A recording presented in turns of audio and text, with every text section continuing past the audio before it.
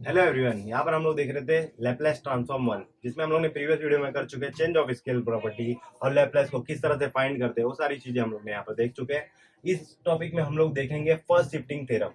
First shifting theorem के सम किस तरह से सॉल्व करते हैं और फर्स्ट शिफ्टिंग थ्योरम होता क्या है, वो चीजें हम लोग यहाँ पर देखेंगे। और यूनिवर्सिटी में जो जो सम है वो भी हम लोग यहाँ पर देखेंगे। ओके, तो फर्स्ट शिफ्टिंग थ्योरम जानने से पहले सबसे पहले Laplace of f of T क्या होता है आपको पता है कि Laplace of f of T क्या होता है, फाइव ऑफ एस।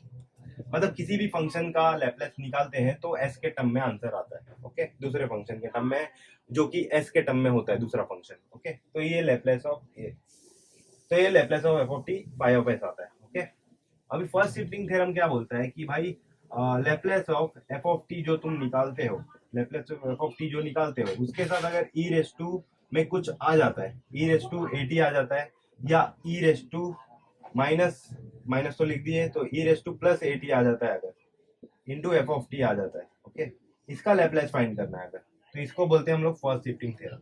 ओके, क्या बोलते हैं, अगर एफ ऑफ टी के साथ ई रेस टू में कुछ आ जाता है, या तो प्लस में या तो माइनस में, या तो e raise to minus a t होगा या तो e raise to a t होगा, तो उसको हम लोग बोलेंगे फर्स्ट शिफ्टिंग थ्योरम से सॉल्व करेंगे। ओके, तो इसका आंसर क्या आएगा, तो कुछ नहीं करना है आपको, यहाँ पे माइनस ए है तो फाइव ऑफ एस जो भी आपका आता है, जो भी आपका आंसर आता है सेम आपको करना है, सिर्फ एस जहाँ पे लिखते थे उसके बदले लिखेंगे S plus A.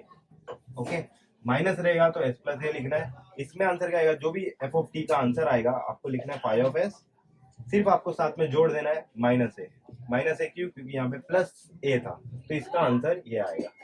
For example के थ्रू आपको बताऊंगा तो ज्यादा अच्छे से समझेगा कि आपको फर्स्ट शिफ्टिंग थ्योरम में हो क्या रहा है। ओके, तो फॉर एग्जाम्पल यहाँ पे मैं कर देता हूँ। आपको अगर बोला है कि लैपलेस ऑफ बताओ कि e raise to minus two t into sine t क्या होगा बताओ, ऐसा बोला अगर आपको, तो आपको कुछ करना नहीं है, डायरेक्टली लिखना है साइन टी का लैपलेस। साइन टी का लैपलेस क्या होता है, one upon S square plus one square, ये साइन टी का लैपलेस होता है। ओके, साइन टी का लैपलेस होता है। इसके साथ में क्या जुड़ा है, ई रेस टू जुड़ा है, तो मतलब फर्स्ट शिफ्टिंग लगेगा, तो एस जहां पर भी है उसमें आपको प्लस ए कर देना है। ओके, तो इसमें आंसर क्या आएगा इसका, एस के जगह पे आपको लिखना है प्लस वन। प्लस वन नहीं, यहाँ पे क्या टू है तो यहाँ पे प्लस टू, प्लस ए कर रहे हैं ना हम लोग। ओके, तो एस के जगह पे प्लस टू लिख दिए, और ऑलरेडी स्क्वायर था बाहर तो स्क्वायर लिख दिए, प्लस वन स्क्वायर। ओके, तो ये इसका लैपलेस था साइन का, लेकिन पूरे का लैपलेस क्या आएगा, ये आएगा। ओके, तो इस तरह से करना था, इसको बीच में रख कर देता हूँ मैं। तो डायरेक्टली मैंने आपको बताया कि भाई ये ऐसा सम आएगा, अगर साथ में ई रेस टू रहा तो फर्स्ट शिफ्टिंग होता है, इसका लैपलेस लिखने का, और एस के जगह पे ये ऐसे है, ये ऐसे। ओके, तो एस के जगह पे एस प्लस टू लिख दोगे, क्योंकि यहाँ पे माइनस टू है तो इसके लिए प्लस टू आया। अगर यहाँ पे तीन होता, माइनस तीन होता, तो यहाँ पे प्लस थ्री लिखते हैं एस के साथ। ओके, सिंपल एकदम। तो मैंने डायरेक्टली बताया आपको, एक स्टेप वाइज करके देखते हैं सम, तब आपको और अच्छे से समझ जाएगा कि मैं क्या बोल रहा हूँ। ओके, एक स्टेप वाइज करके देखते हैं। ओके, एक सम को स्टेप वाइज कर देते हैं। तो यहाँ पर एक सम में आपको बोला कि भाई फाइंड करो Laplace of e raise to eight t into cos three t, ये आपको बोला फाइंड करना है। तो आपको स्टेप क्या करना है, सबसे पहले आपको लिखना है therefore Laplace of cos 3t। आपको कभी भी लैपलेस में ना राइट टू लेफ्ट ही सॉल्व करना है, पूरे सम में जितने भी अभी आगे आने वाले सम है, जो भी बड़े बड़े सम होंगे उसमें आपको राइट टू लेफ्ट जाना है, मतलब राइट वाले को सॉल्व करना है, फिर उसके बाजू वाले को सॉल्व करना है, फिर उसके बाजू वाले को, ऐसा कर करके लेफ्ट साइड आना है। ओके, तो राइट में क्या cos 3t है, तो cos 3t का लैपलेस क्या होता है, S upon S square plus three square, ये लैपलेस होता है cos 3t का। फिर इसके बाद आपको लिखना है लैपलेस ऑफ, अब साइड में कौन है, इसके बाद कौन है, ये तो ये दोनों को साथ में लिख दो, e raise to minus eight t into cos three t. तो ये तो फर्स्ट शिफ्टिंग थ्योरम हो गया। फर्स्ट शिफ्टिंग थ्योरम क्यों, क्योंकि ई जुड़ा है इसके साथ में। ओके, तो ई जुड़ा है तो आपको क्या करना है, जो माइनस एट है वो एस के जगह पे प्लस में लिख देना है, s plus eight divide by यहाँ पर भी आ जाएगा एस प्लस एट का स्क्वायर प्लस थ्री का स्क्वायर। ओके, तो ये फाइंड हो गया, इसका लैपलेस हो गया, खत्म। फर्स्ट शिफ्टिंग थ्योरम यही है। अगर ये माइनस की जगह प्लस होता तो यहाँ पे माइनस आ जाता, माइनस आ जाता, उल्टा याद रखना है। ओके, तो एक और सम लेते हैं, थोड़ा सा अलग जो लगेगा, जिसमें आपको पता चलेगा कि भाई ये फर्स्ट शिफ्टिंग थ्योरम तो इसमें ई तो दिख ही नहीं रहा है। ओके, तो वो वाला देखते हैं हम लोग सम। तो इसको रफ करते हैं, एक सम ऐसा ले लेते हैं जिसमें फर्स्ट शिफ्टिंग तो लगेगा but e raise to t नहीं दिखेगा। ओके, तो तब क्या करोगे, जैसे कि cos hyperbolic two t into cos three t, मान लो यही सम सेम ले लिया मैंने, इसका लैपलेस फाइंड करना है। तो इसका लैपलेस फाइंड करना है, तो आप बोलोगे कि भाई मैं डायरेक्ट इसका लैपलेस हाइपरबोलिक का होता है और मैं लिख दूंगा इसका cos 3t का भी लैपलेस होता है, डायरेक्टली मैं लिख दूंगा। तो कब डायरेक्टली लिख सकते हो मालूम है, जब बीच में प्लस हो या तो माइनस हो, तब लिख सकते हो डायरेक्टली दोनों का लैपलेस। ओके, लेकिन यहाँ पर मल्टीप्लाई रहे डिवाइड रहे तो आप डायरेक्टली अगर मल्टीप्लाई रहे डिवाइड रहे तो आप डायरेक्टली लैपलेस नहीं फाइंड कर सकते। ओके, उसको आपको चेंज करना पड़ेगा प्लस में या तो माइनस में। प्लस में या तो माइनस में चेंज करने के लिए आपको या तो एडजस्टमेंट करना पड़ेगा, या तो कोई फॉर्मूला है कॉस हाइपरबोलिक और cos 3t का कोई साथ में ट्रिग्नोमेट्री में फॉर्मूला है तो वो लगाना पड़ेगा, तब जाके वो अलग होंगे प्लस में या तो माइनस में। ओके, तो नहीं याद है तो कोई बात नहीं, आप बहुत सारी चीजें इसमें एडजस्टमेंट करके भी कर सकते हो। अदरवाइज डायरेक्टली cos हाइपरबोलिक का फॉर्मूला होता है, अपने को पता है ई के टर्म में फॉर्मूला होता है, तो मैं आपको बता देता हूँ क्या फॉर्मूला है। जैसे यहाँ पर cos हाइपरबोलिक t का फॉर्मूला होता है, तो यहाँ पर cos हाइपरबोलिक t का फॉर्मूला होता है e raise to t plus e raise to minus t divide by 2। ऐसे साइन हाइपरबोलिक t का फॉर्मूला होता है e raise to t minus e raise to minus t divide by 2। Same formula है, सिर्फ बीच में plus है और minus है। cos वाले में प्लस होता है और साइन वाले में माइनस होता है। अभी यहाँ पे आप बोलोगे कि भाई ये तो cos हाइपरबोलिक 2t है, तो सिंपल कुछ नहीं, 2t है तो यहाँ पे 2 आ जाएगा।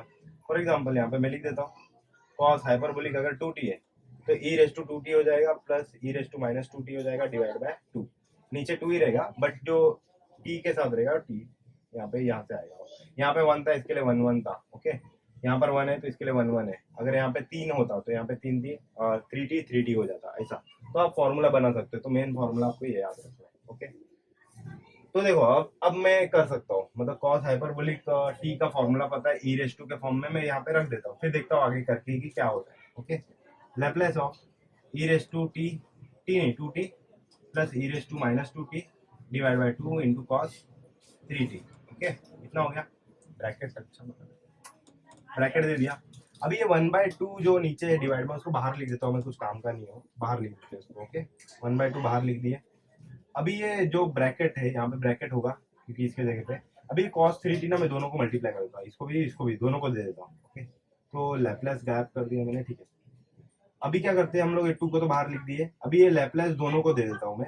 Laplace of e raise to 2t into cos 3t।